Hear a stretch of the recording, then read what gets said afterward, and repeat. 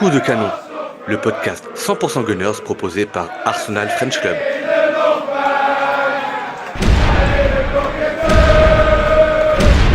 Hello Gunners, quel plaisir de vous retrouver dans un nouvel épisode de Coup de canon. Aujourd'hui, Arsenal French Club vous propose un épisode 100% féminin. On va débriefer ensemble de la suite des aventures d'Arsenal Woman. On avait fait un premier épisode avec Jonathan et Sarah il y a à peu près un mois. Et on s'était fixé un petit peu comme deadline le match de Chelsea, voire la semaine du match de Chelsea pour faire un point de passage. Et pour m'accompagner aujourd'hui, ben, je le disais, 100% féminin, puisque l'ami Jonathan n'est pas là. J'ai le plaisir de retrouver Pauline, qui a retrouvé un appartement, pour qui tout va bien, dans le meilleur des mondes. Salut Pauline. Salut. Et ben, celle qui nous quitte plus chez Arsenal French Club, pardon, Sarah. Salut Sarah. Salut tout le monde. Alors les filles, j'espère que vous allez bien. Il faut qu'on dise à nos auditeurs qu'on enregistre juste après le match que les filles viennent de jouer à Tottenham. Et très compliqué d'avoir de l'énergie, tellement ce match était pas beau à voir. Mais on va essayer d'en débriefer. Les filles, tout d'abord, j'aimerais, avant de commencer cet épisode, prendre 30 secondes pour saluer et souhaiter la bienvenue à une nouvelle Gunners prénommée Iris et féliciter Guillaume de l'assaut qui est devenu papa et la maman également. Je crois qu'il est devenu papa en milieu de semaine, si je me trompe pas, mardi. Donc, bienvenue Iris et hâte de voir des photos d'Iris avec des body Arsenal. Ceci étant dit,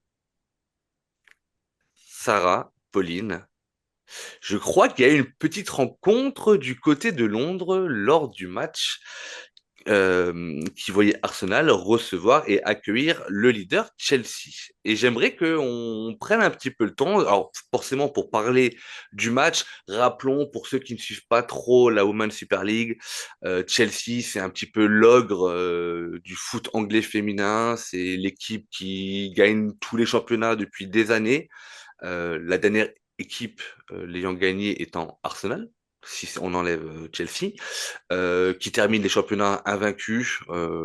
Voilà, c'est un peu chiant, Chelsea, mais c'est très très fort. Et donc du coup, c'était le match au sommet du côté de l'Emirates avec plus de 56 000 spectateurs dans un stade, pardon, qui en compte 60 700 places. Donc, on peut dire quasiment guichet fermé. Vous étiez de la partie, et Sarah t'en avait parlé, toi avec la maman, et Pauline avec Mélissa, si je me trompe pas. Et du coup, il y a eu petite rencontre. Alors, expliquez-moi un petit peu cette journée à l'Emirates, et parlons également de ce match et de vos impressions. Ok, moi je vais y aller alors. Allez, vas-y. Pour le coup, avec Mélissa, moi ça fait plusieurs années qu'on se connaît. Ça fait la troisième fois qu'on va voir cette rencontre, c'est-à-dire Arsenal-Chelsea à l'Emirates. Et chaque année apporte son lot de surprises, hein. Forcément, première année, on a une belle victoire 4-1. Deuxième année, on perd. Troisième année, on fait nul. J'attends de voir ce qui va se passer l'année prochaine, hein. Mais oui, bon, pour le coup, ça aurait pu être pire niveau météo. Les conditions étaient quand même assez optimales. Mais voilà, on n'a pas eu le résultat escompté. Néanmoins, ça nous a permis avec Sarah de nous rencontrer sur le parvis de la boutique. Une boutique bien bondée, hein. Ça fait toujours plaisir de voir du monde en Angleterre parce que bah, la WSL attire toujours autant là-bas, même si nous, c'est un petit peu plus compliqué en Europe pour l'avoir. Il y a quand même toujours cet entrain là-bas et cet esprit famille toujours. Devant nous, avec Mélissa, il y avait deux jeunes parents, très très jeunes parents, hein. Le bébé devait pas avoir plus de 2 mois. Ah Donc on ouais. a vraiment un esprit, ouais, on a vraiment un esprit familial bah, qu'on rencontre quand même très souvent dans toutes les équipes d'Arsenal. Donc voilà. Sarah, de ton Ouais, côté, bah, l'aventure ouais, avec moi maman. pareil. Ouais, ça, c'était super. Bah, du coup, moi, c'était la première pour ma mère à l'Emirates et franchement, elle a adoré. Je m'attendais pas à ce qu'elle aime autant. Franchement, elle s'est dit, ouais, voir un match, en vrai, ça change complètement. Et l'ambiance et tout, c'est vraiment différent de la télé. Du coup, c'était une super expérience. Moi, c'est vrai, pareil, bah, comme Pauline, chaque année, les Arsenal-Chelsea, je vais les voir à chaque fois parce que pour moi, c'est mes matchs préférés, c'est les meilleurs matchs. Il se passe toujours plein de choses, il y a toujours une super ambiance. Et ouais, franchement, donc niveau ambiance, franchement, c'était trop bien. Et du coup, bah voilà, c'était génial de pouvoir rencontrer plus de fans d'Arsenal. Et du coup, bah là, Pauline et Mélissa, bah voilà, c'était sympa. Et, euh, et voilà. Vous avez pu voir la marche des supporters avant? Moi, je suis Moi, arrivée trop en retard. ouais. Le métro blindé, c'était juste pas possible. Ok. Parlons du match rapidement quand même, parce que moi je l'ai regardé à la télé. Je suis sorti de ce match d'une frustration assez incroyable, un sentiment un peu de vol, je dois le dire. Mais après, en toute objectivité, si on doit parler d'arbitrage, puisqu'il y a eu deux erreurs d'arbitrage, puisqu'on nous refuse deux buts sur deux erreurs, le premier but qu'on nous refuse, c'est pour une main qu'il n'y a pas, très clairement. Mais rappelons qu'il n'y a pas il y a pas le VAR dans la WSL. Et le deuxième but, pardon, qu'on nous refuse, c'est sur un hors-jeu qui n'y est pas également. Donc du coup, parce que c'est un match on se fait défoncer clairement les 15 premières minutes. Mais vraiment, on se fait défoncer. Chelsea fait un poteau, Chelsea ouvre le score et au moment de l'ouverture du score, en fait, tu peux rien dire. Tu peux pas dire que elles ont eu l'occasion, un but. En fait, on se fait vraiment marcher dessus. Mais il y a eu une vraie réaction fin de première et surtout en deuxième mi-temps. Mais par contre, on aurait aussi pu prendre un rouge, faut-il le dire. Voilà, donc sentiment mitigé, mais tellement frustrant parce que c'était le match qu'il fallait gagner, c'était le match qui pouvait te relancer au niveau de la WSL, c'était le match qui te faisait prendre 3 points face à Chelsea qui n'avance plus, puisque Chelsea a encore fait match nul aujourd'hui, c'était contre Liverpool à Liverpool, mais je crois que ça leur fait 3 matchs nuls de suite si je me trompe pas. Donc elle traîne un petit peu le pas et malheureusement, nous, on n'en profite pas. Et là, du coup, j'ai comme un cauchemar devant moi et l'impression de revivre une saison des garçons, puisque rappelons qui est en tête du championnat, c'est Manchester City avec 8 points d'avance sur nous. Et que en plus de ça, si on doit faire un autre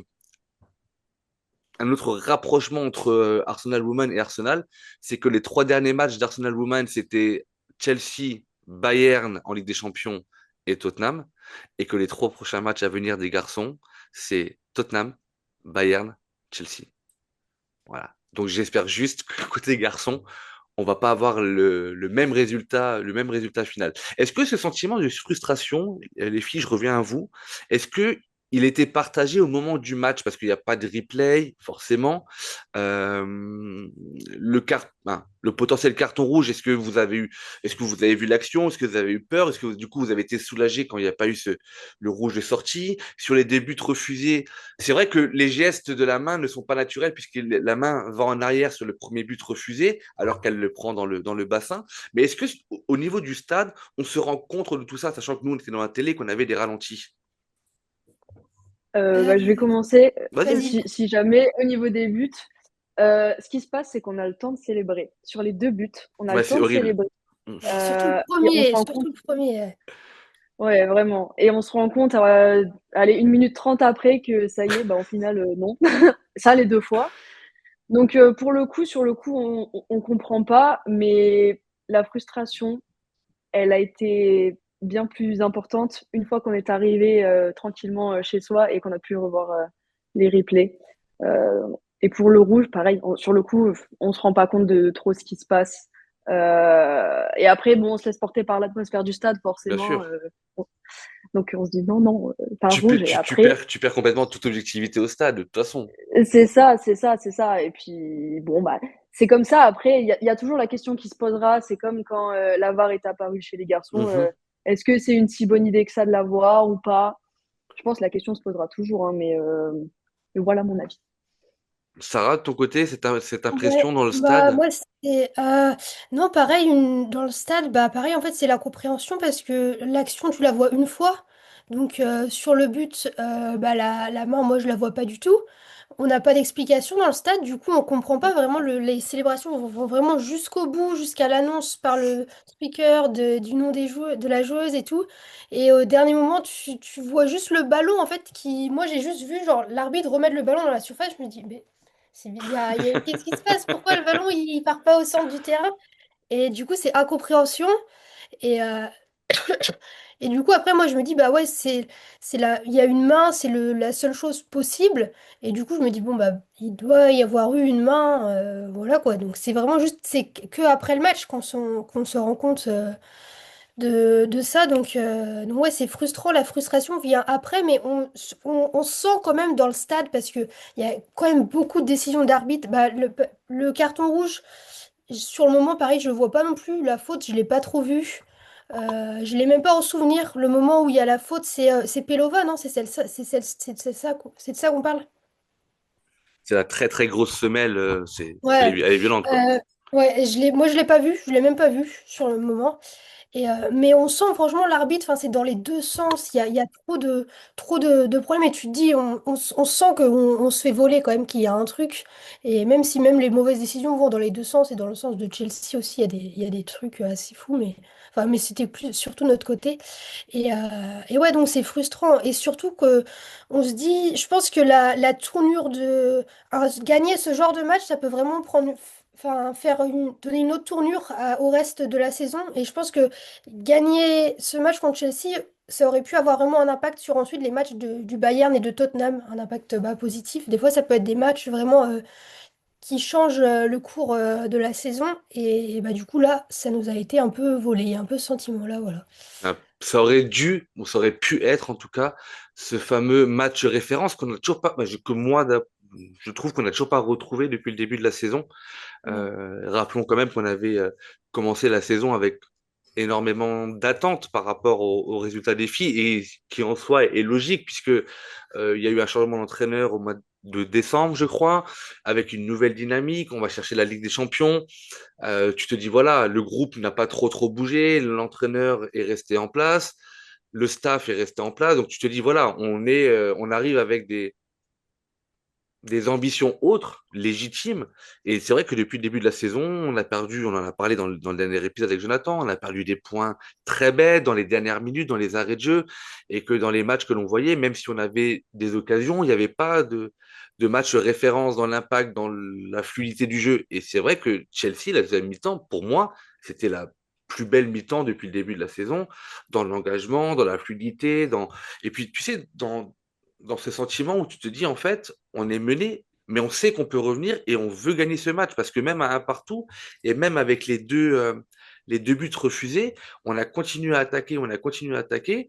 Et tu vois qu'à la fin du match, au niveau du banc de Chelsea ou des joueurs de Chelsea, elles se disent, franchement, on est content d'avoir pris un point. Et tu vois, à l'inverse, la vraie frustration côté Gunners. Donc, c'est vrai que c'était l'occasion manquée. Et je pense que la dynamique des deux matchs qui suivent, dont on va parler tout de suite, est probablement, en tout cas en partie, liée au résultat de Chelsea, puisque quelques jours après, on se déplaçait à Munich à l'Allianz Arena. On a eu la chance de jouer dans le vrai stade de Munich. Alors par contre, on voit que Munich ne sait pas encore remplir les stades comme chez nous. Et on mène 2-0 à la mi-temps. Et moi, j'ai regardé le match au pub et je me dis, waouh, franchement, ce match-là, doigt dans le nez. Euh, on termine 4-5-0 tellement la domination était forte. Et j'ai même fait cette erreur de screener le score à la mi-temps et de l'envoyer à un collègue de boulot qui est fan du Bayern. Sauf que lui, il suit pas le foot féminin. Donc du coup, le lendemain matin, quand je l'ai vu, il m'a rien dit. Et forcément, avec la fierté qui est la mienne, je lui ai pas dit qu'on avait perdu 3-2. Mais cette deuxième mi-temps à Munich, invraisemblable, incompréhensible. Vous avez vu le match, Pauline et Sarah? Ouais, ouais, moi j'ai regardé le match à la maison et bah pareil, la première mi-temps, franchement, bah comme tu parlais justement de la deuxième mi-temps de Chelsea pour toi qui était la meilleure qu'on ait faite, bah pour moi je pense que celle du face au Bayern vient juste avant. Enfin c'est pour moi la D'accord. meilleure mi-temps qu'on ait fait depuis le début de la saison. Tout était parfait. On faisait un pressing assez incroyable. Franchement, le pressing, j'étais impressionnée, ça fonctionnait tellement bien. Ouais, on pouvait mener 4-0. Je crois qu'il y a deux grosses occasions qu'on manque et vraiment, on était à deux doigts de mener 4-0 à la mi-temps. Et si on menait 4-0, là, je pense que ça aurait été encore un match différent. Oui, le match était plié. Mais 2-0 était normalement largement suffisant pour continuer dans cette lancée-là. Et la deuxième mi-temps, c'était le. J'ai pas compris. J'ai pas compris ce qui s'est passé. Euh, Enfin, et en même temps, si, en fait, là, c'est comme si on était retombé dans nos travers, les mêmes problèmes, les problèmes du milieu de terrain, de défense, les trous devant la défense que le Bayern a réussi à exploiter. C'est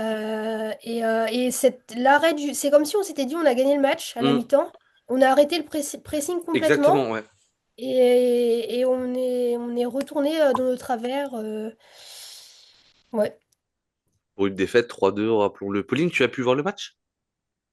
J'ai pu voir une partie du match, c'est pour ça que j'ai laissé Sarah en parler. Évidemment, j'ai vu la partie où on prend 3 buts, donc Ah, magnifique. Sympa. forcément, j'ai pas Ouais, donc pu, t'as enfin, même j'ai pas pu revu voir après. la première mi-temps qui était vraiment, vraiment intéressante, quoi. C'est ça. Après, j'ai revu des résumés, tout ça, et j'ai lu des articles, mais pour le coup, ouais, je suis Sarah sur le fait que on s'est un peu reposé sur nos acquis. Et ça, je pense que ça va être un problème au cours de la saison avec une défense un petit peu comme ça qui est sur des œufs. Hein. Ça, c'est le gros problème qu'on a, je trouve, en ce moment. Et ça se reflète dans le score, hein, dans les scores de toute façon. Euh, à part là aujourd'hui, rares sont les matchs où on prend pas de but. Et sur des erreurs des fois défensives qui sont bêtes, qui sont très bêtes. Hmm. Et c'est dur de se dire que quand même, sur le papier, on a des noms qui ont de l'expérience, etc. Mais il nous manque quand même la patronne, hein, qui tient un petit peu tout derrière et ça se ressent. Ça fait 2 épisodes qu'on fait sur les féminines, ça fait deux épisodes, ça sera le troisième aujourd'hui, mais qu'on dit que son absence, elle est beaucoup plus préjudiciable qu'on ne le pensait. Et ce qui est vraiment inquiétant, c'est qu'on n'a aucune date de retour, quoi. Ouais, c'est ça. Ouais. J'ai... Il Ça y a reprend l'entraînement aucune, doucement, mais il y a aucune Ouais, je crois communication au niveau du club, et en plus de ça, on perd une nouvelle défenseur ou défenseuse? euh, défenseur. les deux. Défenseur, bon allez, parce qu'il y a oh, son C'est prénom, Thierry. oui, C'est Thierry, ouais. qui s'est fait les croisés. Les croisés. Ouais, ça aussi, Donc très, ça fait mal. ouais, Ça enchaîne et ouais. Mais je crois que Léa est de retour avec l'équipe là. À l'entraînement, j'ai cru voir des images où L'entraînement, elle est ouais. de retour avec le squad. Donc c'est c'est déjà, proche. On croise les doigts. c'est un premier pas vers son retour, mais après, il va falloir retrouver le rythme, il va falloir retrouver Ouais. les enchaînements, la technique, la condition physique, parce que quand tu t'entraînes à côté en salle, c'est jamais pareil. Alors c'est vrai que on y viendra juste après, le calendrier qui nous attend va être un peu plus clément. Mais son absence, elle est clairement préjudiciable en termes de leadership, en termes d'aura, en termes d'investissement. Alors après, on veut pas pointer du doigt certaines joueuses parce que entre Chelsea et le Bayern, elle fait 3 ou 4 changements. J'ai toujours pas la réponse. Je dirais 4. Vous m'avez dit 3. Quatre. On est Ah, d'accord, Pauline? Ouais. Oui, 3 ou pour moi, 4? c'est quatre aussi. Ok, ah, moi j'ai merci. trois. Ah Ah bah ok. Quoi? mais non, je t'ai envoyé les deux compos. Je vous ai envoyé les deux compos. Je dis pour moi c'est 4. Attends, j'ai pris des feuilles, j'ai mis la compo de Chelsea, j'ai mis la compo de Bayern, j'ai pris des fluos, j'ai mis les joueuses qui avaient joué les 2 matchs, j'ai mis des joueuses d'une autre couleur qui avaient joué qu'un seul match. Et pour moi c'est 4. Donc Ok, affaire moi à suivre. je Mais voilà, retiendrai donc bref, voir. il y avait eu un changement, des changements. Et c'est vrai que pour finir sur le match du Bayern, au retour des vestiaires, en deuxième période, il n'y a pas de changement. C'est-à-dire que c'est quand même le même 11 qui commence. Les changements viendront beaucoup plus tard, mais il y a une sorte de, je sais pas, de lâcher prise mentale en disant on est largement au-dessus. Et pour te répondre, Sarah, je garde ma deuxième mi-temps de Chelsea comme étant la mi-temps référence parce que je trouve moi que l'opposition n'était pas la même.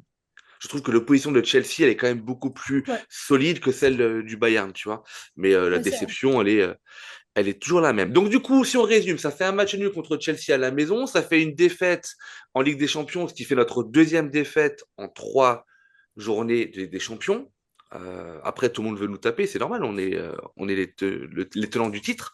Et aujourd'hui, il y avait ce fameux North London Derby dans un petit stade, puisque, bah, je sais pas, visiblement, les filles à Tottenham ne méritent pas de jouer dans l'antre de Tottenham, le Tottenham Hotspur Stadium, je crois qu'ils l'ont appelé. Et là, on a vu une purge. Moi, j'appelle ça une purge. Avec les garçons, je suis très sévère, Ouais. je vais l'être d'autant avec les filles. On a vu une purge. Première mi-temps, c'était pas ouf. Et en deuxième mi-temps, c'était, en fait, dégueulasse. Non, il y a eu des changements qui ont été cohérents, notamment sur l'aile droite, avec la paire à droite. Je trouvais que ça combinait beaucoup, ça rajoutait beaucoup de vitesse et elle passait systématiquement. Mais je trouve qu'on n'en a pas profité. L'entrée de Kelly à la 85e, moi, je comprends toujours pas. Ce dossier Kelly, il y a quelque chose. Parce qu'à chaque fois qu'on en parle, on me dit elle revient de blessure, etc. Mais ça fait 2 mois qu'elle revient de blessure et qu'elle ne joue toujours pas, à part des morceaux de match. Et Kelly, c'est quand même une joueuse qui a de l'impact physique. C'est une joueuse qui, c'est ce genre de joueur ou de joueuse qui a besoin d'avoir du rythme et de mettre du rythme dans sa rencontre, d'une part pour épuiser son adversaire direct et pour être en confiance et pour pouvoir justement, tel un marteau-piqueur, tu vois, harceler, harceler, harceler. Et quand tu rentres dans les 5 dernières minutes, 10 avec le temps additionnel, je crois qu'elle a touché 2 ballons ou 3 ballons, tu vois. C'est, je sais pas. Moi, j'ai l'impression qu'il y a un vrai dossier Kelly à Arsenal et d'un autre côté, j'ai envie de ne pas y croire parce qu'on l'a quand même fini alors qu'elle était en prêche chez nous. Euh, D'abord, le match de Tottenham, mesdames, dites-moi que j'étais pas le seul à, à avoir vu une purge. Et finalement, Kelly, bah, ce dossier Kelly, on en pense quoi? Bah moi pareil, moi je m'endormais en deuxième mi-temps, vraiment j'étais à deux doigts de m'endormir devant le match. C'est on dirait un groupe de joueuses qui jouent chacune leur partition, mais il n'y a pas pas ensemble, genre chacune de leur côté, elles jouent leur truc.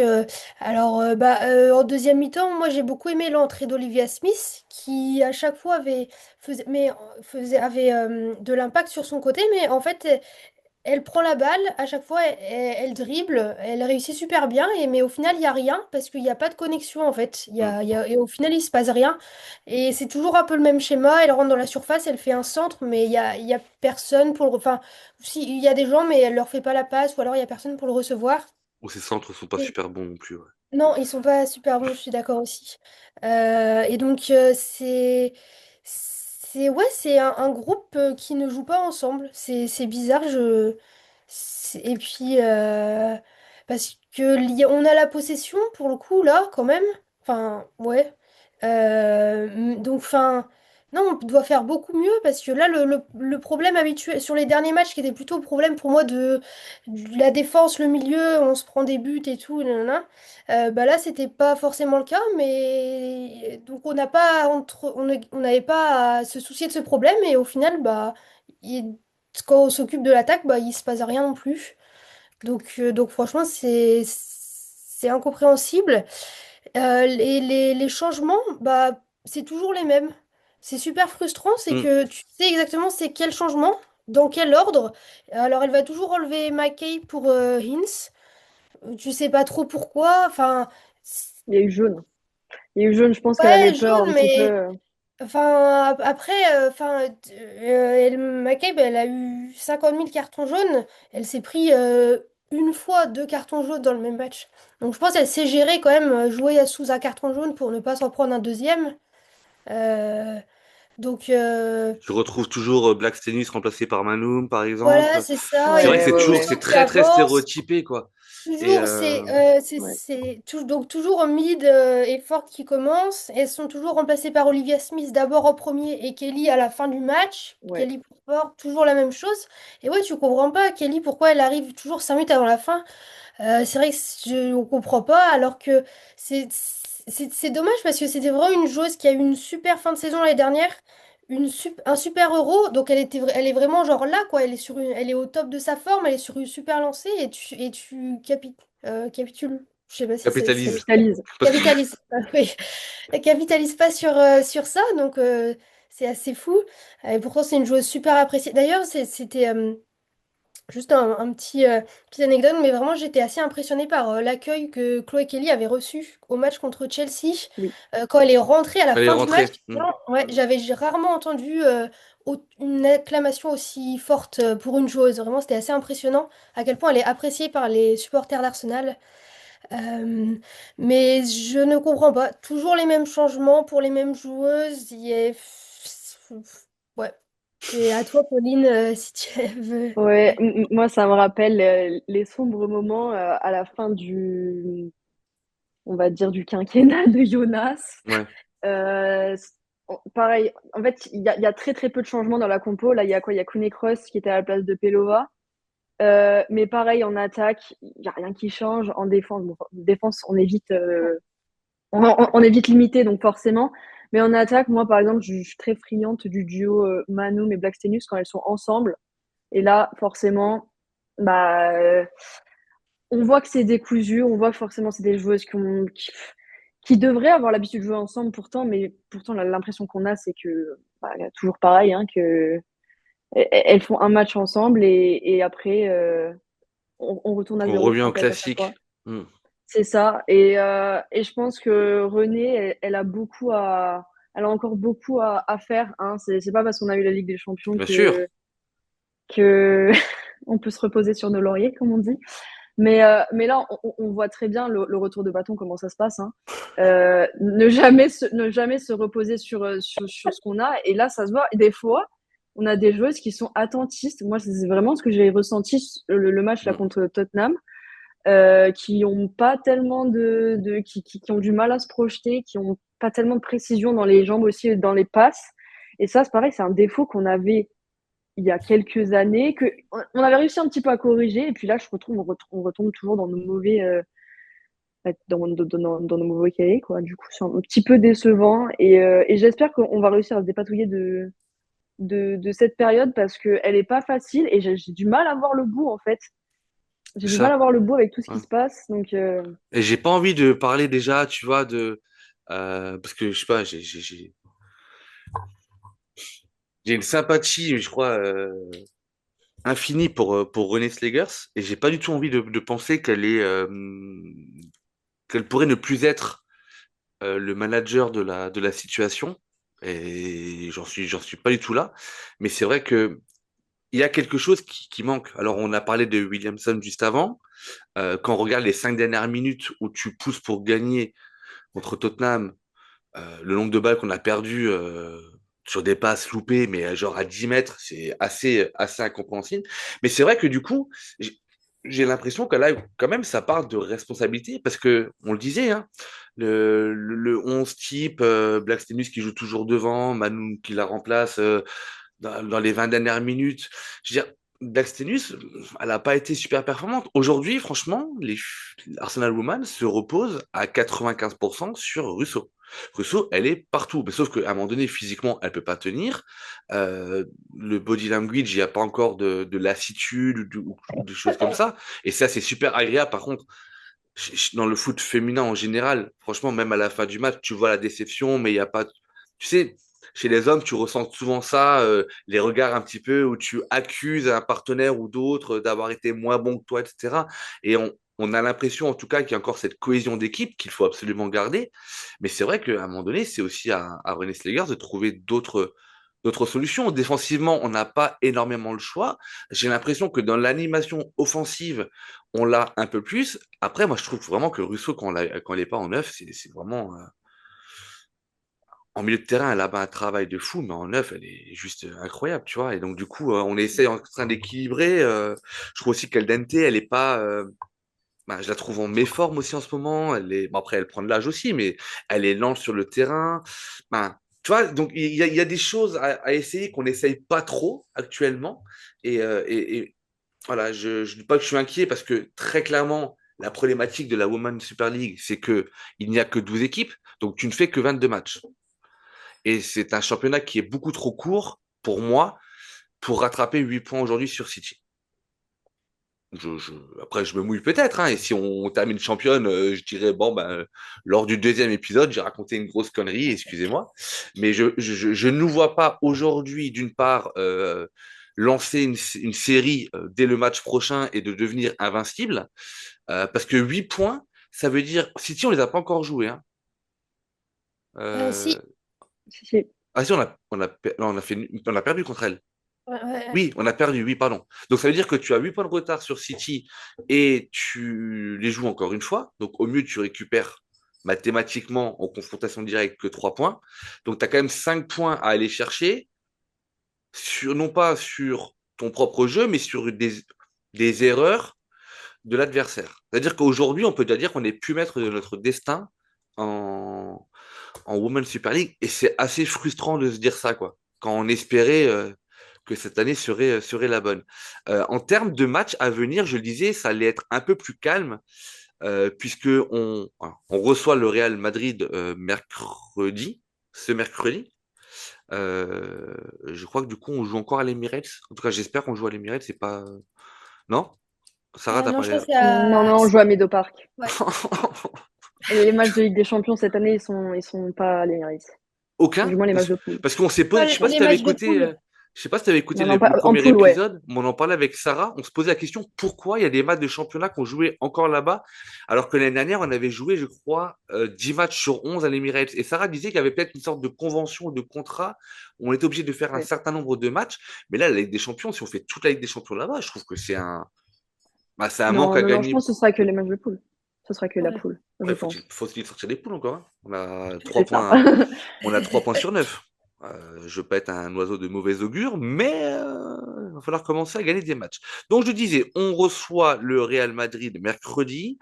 Après, il y a de nouveau une sacrée trêve qui va nous faire du bien, puisqu'il y a quasiment 3 semaines. Et retour du championnat avec la réception de Liverpool le 6 décembre. Avant de nouveau de la Ligue des Champions, on recevra Twente, donc on reçoit 2 fois en Ligue des Champions, avant un déplacement à Everton le 13. Et en championnat, ça sera le dernier match de l'année 2025, puisque le premier match de l'année 2026, c'est la réception de Manchester United. Du coup, là, j'espère que ça sera à l'Emirates. Pour conclure sur cet épisode-là, les filles, on attend quoi des matchs à venir? Bah, vous, personnellement, voilà, vous attendez quoi? Est-ce que pour vous, la saison en en Women's Super League, elle est morte? C'est quoi vos attentes du coup sur cette fin de saison alors qu'on est qu'au mois de novembre? Euh, Pauline, elle, oui. elle se mouille pas. Non, non, mais je la laisse commencer. C'est pour ça. Ok. Oui, pour moi, c'est. Je pense qu'on peut dire que pour aller chercher le titre, c'est mort. Après, moi, j'attends juste maintenant qu'on aille chercher la Ligue des Champions quand même. Enfin, chercher une place en Ligue Qualification. des Champions pour l'année Ok. prochaine. Donc le top 3. Voilà. Et pour les matchs à venir, moi, j'attends juste, je veux des changements en fait et faire essayer des nouvelles choses puisque ça marche pas. Faire des changements qui sont moins toujours les mêmes, essayer des nouvelles choses au milieu, le milieu, changer le milieu de terrain qui ne fonctionne pas, enfin le rééquilibrer, enfin ouais, essayer des nouvelles combinaisons en attaque et ouais, le changer de milieu, pourquoi pas mettre Caldente en numéro 10. Je sais pas si on avait déjà essayé Caldente en numéro 10. Je sais pas si vous savez, mais je comprends pas trop pourquoi on l'essaye pas en numéro 10. Moi, j'aimerais bien voir ce que ça donne Caldente en numéro 10 et derrière, voilà, mettre des joueuses à vocation un peu plus défensive, même si on n'en a pas vraiment au milieu. Faut mettre des joueurs qu'on n'a pas. C'est ça.